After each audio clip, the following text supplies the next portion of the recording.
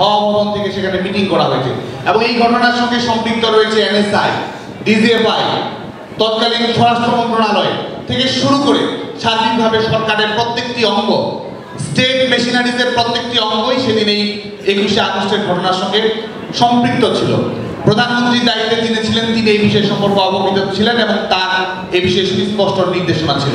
হাওয়া ভবনে বৈঠক করে এই পুরো গ্রেনেড হামলার নাটক ছক কিভাবে সাজিয়েছে, কিভাবে এটি মঞ্চস্থ করা হবে, কিভাবে আসামিদের যারা এই হত্যাকাণ্ডের সঙ্গে সম্পৃক্ত রয়েছে তাদের পলায়ন করার সুযোগ কিভাবে দেয়া হবে, এই মিটিংগুলোর রোমহর্ষক বর্ণনা আমরা দেখেছি।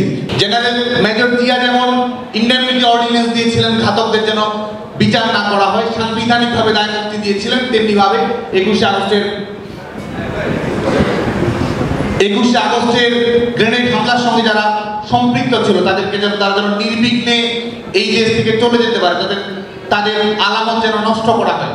সার্বিকভাবে সমস্ত ধরনের এই সন্ত্রাসীদের রাষ্ট্রীয়ভাবে শেল্টার দেওয়া হয়েছিল, রাষ্ট্রীয়ভাবে প্রোটেকশন দেওয়া হয়েছিল যেন এই ঘাতকদের কেউ ছুতে না পারে, এই ঘাতকদের বিষয়ে যেন কেউ কিছু করতে না পারে।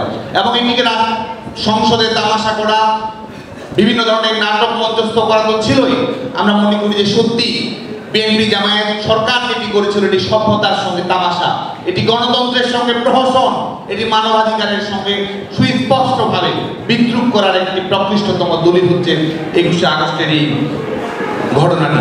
এবং আমরা দেখেছেন মাননীয় প্রধানমন্ত্রী বঙ্গবন্ধু দেশ শেখ হাসিনাকে হত্যার উদ্দেশ্যে সবসময় সন্ত্রাসী জঙ্গিবাদী গোষ্ঠী টার্গেট করেছে। মাননীয় প্রধানমন্ত্রী বঙ্গবন্ধু দেশ শেখ হাসিনাকে হত্যা চেষ্টা করেছে সবসময় এই সন্ত্রাসী এবং জঙ্গিবাদী গোষ্ঠী।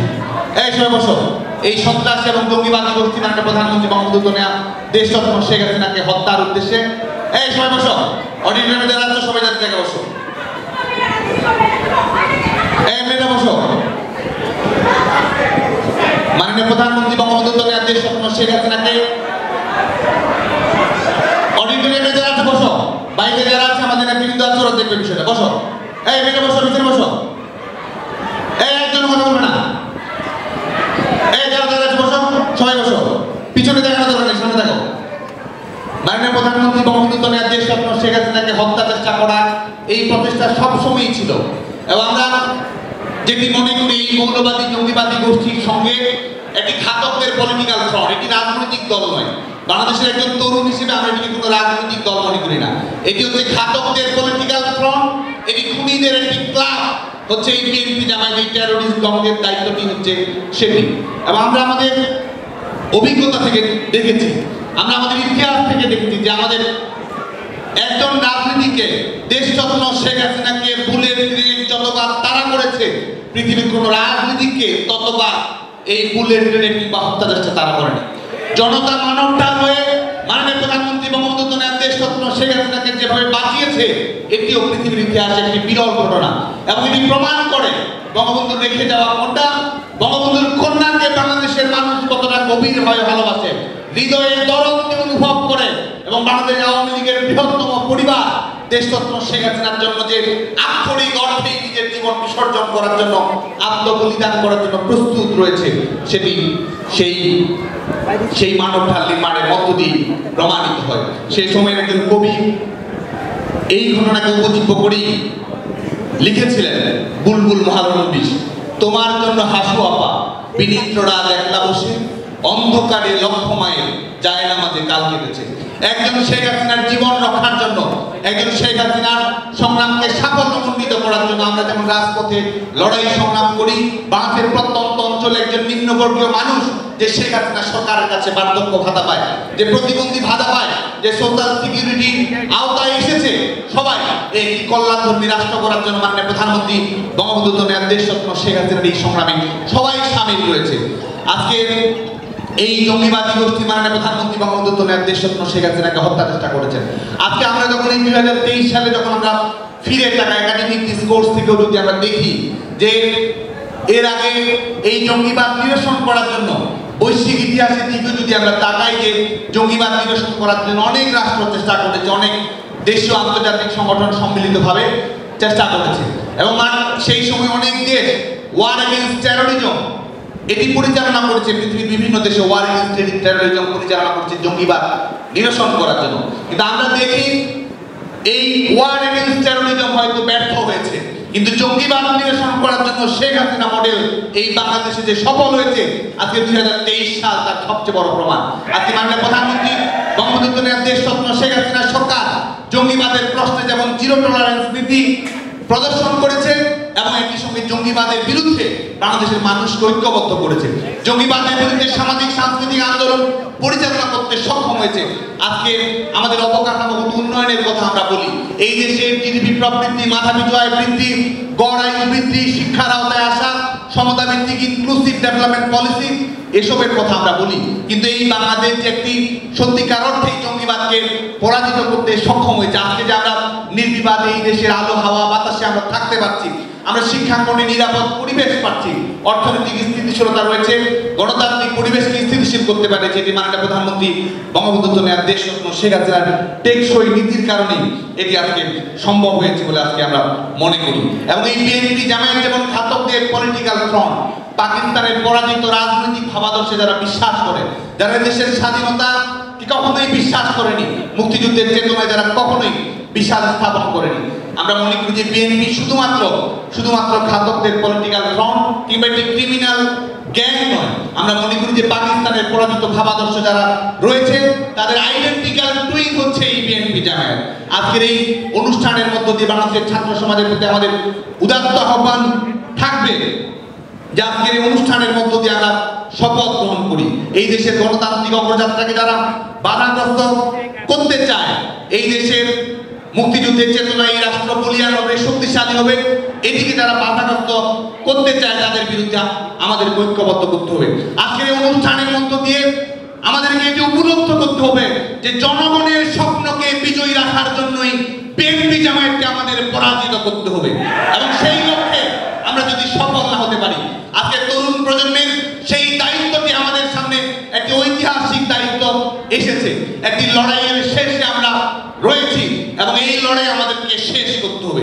আজকের অনুষ্ঠানের মধ্য দিয়ে আমাদেরকে শপথ গ্রহণ করতে হবে যে 15 আগস্টে যারা শাহাদাত বরণ করেছে, 21 আগস্টে যারা শাহাদাত বরণ করেছে, তাদের রক্ত বৃথা যেতে পারে না। আমরা অবশ্যই মুক্তিযুদ্ধের চেতনায় বলিয়ান থাকবো এবং শহীদের রক্তের সঙ্গে যারা বেঈমানি করেছে, আমাদের পিতাকে যারা হত্যা করেছে, বঙ্গবন্ধুর কন্যাকে যারা হত্যা চেষ্টা করেছে, বাংলার মাটি থেকে আক্ষরিক অর্থে তাদেরকে আমাদেরকে চিরতরে উৎখাত করতে হবে। বাংলাদেশের রাজনীতির জমিন থেকে এদেরকে আমাদেরকে নিশ্চিহ্ন করতে হবে। সেটি যদি আমরা না করতে পারি তাহলে আমাদের গণতন্ত্র নিরাপদ থাকবে না, আমাদের আইনের শাসন নিরাপদ থাকবে না, আমাদের সাংবিধানিক শাসন কোনো অবস্থাতেই নিরাপদ থাকবে না। আমরা মুফতি হান্নানের জবানবন্দি দেখেছি, সেই মুফতি হান্নানের জবানবন্দি থেকে আমরা দেখেছি যে তারেক জিয়া কিভাবে বৈঠক করে, হাওয়া ভবনে বৈঠক করে এই পুরো গ্রেনেড হামলার নাটক ছক কিভাবে সাজিয়েছে, কিভাবে এটি মঞ্চস্থ করা হবে, কিভাবে আসামিদের যারা এই হত্যাকাণ্ডের সঙ্গে সম্পৃক্ত রয়েছে তাদের পলায়ন করার সুযোগ কিভাবে দেয়া হবে, এই মিটিংগুলোর রোমহর্ষক বর্ণনা আমরা দেখেছি। সেখান থেকে আমাদের কাছে এটি সুস্পষ্ট হয়ে প্রতীয়মান হচ্ছে। আজকে আমাদের মাননীয় আইনমন্ত্রী এখানে এই অনুষ্ঠানে উপস্থিত রয়েছেন। আমরা মনে করি যে একজন ঘাতক বাইরে থেকে গণতন্ত্র নিয়ে ফরমাইশ দিবে, একজন খুনি আজকে আমাদেরকে সবক দিচ্ছে, একজন খুনি একটি দলের ভারপ্রাপ্ত চেয়ারম্যান হয়ে রয়েছে।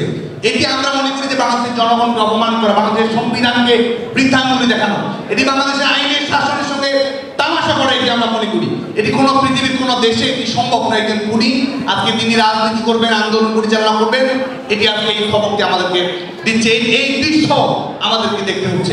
আজকে বাংলাদেশের ছাত্র সমাজের পক্ষ থেকে আমরা আহ্বান জানাই, অনতিবিলম্বে 21 আগস্টের এই ঘাতক 10 আগস্ট মামলার আসামি এবং বিভিন্ন দুর্নীতি মামলার এই আসামিকে দেশে এনে বিচারের রায় কার্যকর করতে হবে। এবং যতক্ষণ না পর্যন্ত বিচারের রায় কার্যকর করা হচ্ছে আমরা মনে করি যে আমাদের আত্মতৃপ্ত হওয়ার সুযোগ নেই, আমাদের লড়াই চালিয়ে যেতে হবে। এবং আমাদের এইটিও মনে রাখতে হবে যে আজকে এই একজন খুনির পক্ষে, একজন সন্ত্রাসীর পক্ষে সাফাই গাওয়ার মতো মানুষ দেশে রয়েছে, এটি সত্যিকার অর্থে আমাদের জন্য লজ্জা। এবং তারা আজকে গণতন্ত্র নিয়ে কথা বলছে এবং আজকে 21 আগস্টের গ্রেনেড হামলাকে তারা সাধারণ নাটক বলার যে দুঃসাহসটি দেখাচ্ছে, আমরা মনে করি যে এটি আসলে সত্যিকার অর্থে আমাদের জন্য নিদারুণ একটি লজ্জা। এবং আজকে এরা যখন মানবাধিকারের কথা বলে, মৌলিক মানবাধিকারের কথা বলে, আইনের শাসনের কথা বলে, আমার জীবনানন্দ দাশের একটি কবিতা মনে পড়ে যায়। মির্জা ফখরুল ইসলাম আলমগীর, যাকে আমরা বলেছিলাম যে তিনি আর মির্জা আলমগীর নয়, তিনি মিথ্যা আলমগীর, এবং এখন যেভাবে প্রচারণা চালাচ্ছেন তিনি মির্জা আলমগীর নয়, হিটলারের মন্ত্রী, প্রধানমন্ত্রী, গোয়েবলসীয় কথা, তিনি একজন গোয়েবলসীয় আলমগীরের কায়দায় চলে এসেছেন। এবং তিনি যখন এদিকে সাজানো নাটক বলেন জীবনানন্দ দাশের কবিতাতে, এবং তিনি সেটি আলোকে আমাদেরকে পরামর্শ দেওয়ার চেষ্টা করেন সিভিল সোসাইটি নিয়ে, তিনি যখন কথা বলেন জীবনানন্দ দাশের সেই কবিতাটি আমাদের কাছে মনে পড়ে। যারা অন্ধ সবচেয়ে বেশি আর চোখে দেখে তারা, যাদের হৃদয়ে করুণা নেই, প্রেম নেই, পৃথিবী অচল তাদের সুপরামর্শ ছাড়া। আজকে আসলে যারা সবচেয়ে বেশি অন্ধ তারা আজকে আমাদেরকে পরামর্শ দিচ্ছে, তারা আমাদেরকে সবক দিচ্ছে। যারা বুলেট এবং গ্রেনেডের রাজনীতি কায়েম করেছে তারা আজকে আমাদেরকে আইনের সবক দিচ্ছে, তারা আমাদেরকে মৌলিক মানবাধিকারের কথা বলছে। আজকে প্রিয় বন্ধুগণ, আমরা 17ই আগস্টের এই কিছুদিন আগে আমরা 17ই আগস্টের শহীদদের স্মরণ করেছি। 17ই আগস্ট দেশব্যাপী বোমা হামলা, সিরিজ বোমা হামলার ঘটনাকে আমরা ধিক্কার জানিয়েছি, প্রতিবাদ করেছি, এবং সেটিও দেখুন, সেটিও একটি সরকারের পৃষ্ঠপোষকতা। আমরা পরবর্তীতে রিপোর্ট দেখেছি একটি দেশে বিএনপি জামায়াত জোট সরকারের 8 জন সাংসদ এবং মন্ত্রী সরাসরি 17ই আগস্ট সিরিজ বোমা হামলার সঙ্গে সম্পৃক্ত ছিল, এবং সেটি একই দিনে আমরা দেখেছি যে বাংলাদেশের 434টি স্থানে একযোগে 500টি বোমা হামলা পরিচালনা করেছে। গোটা দেশব্যাপী যে সন্ত্রাসের কর্মকাণ্ড, জঙ্গিবাদের কর্মকাণ্ড, বোমাবাজির কর্মকাণ্ড পরিচালনা করা হয়েছে। এবং ঠিক সেই একই দিনে মাননীয় প্রধানমন্ত্রী বঙ্গবন্ধু দেশরত্ন শেখ হাসিনা বাংলাদেশের 10 কোটি মানুষের জন্য সার্বজনীন পেনশন চালু করেছেন। তারা 1 কোটি 23 লাখ ভুয়া ভোটার তৈরি করেছিল। আর মাননীয় প্রধানমন্ত্রী বঙ্গবন্ধু দেশরত্ন শেখ হাসিনার সরকার সামাজিক নিরাপত্তা খাতের আওতায় সরাসরি আমাদেরকে নিয়ে এসেছে প্রায় 1 কোটি 67 লাখ মানুষকে নিয়ে এসেছে। আমাদের খাদ্য সহায়তার আওতায় 3 কোটি 63 লাখ মানুষকে আমাদের নিয়ে এসেছে। তারা সার্বজনীন সন্ত্রাস কায়েম করেছিল, আর শেখ হাসিনার সরকার সার্বজনীন পেনশন চালু করেছে। সেই জায়গা থেকে আজকে বাংলাদেশের ছাত্র সমাজের প্রতি আমাদের উদাত্ত আহ্বান থাকবে যে আসুন আমরা প্রতিজ্ঞাবদ্ধ হই, আসুন আমরা এই লড়াইয়ে সামিল হই।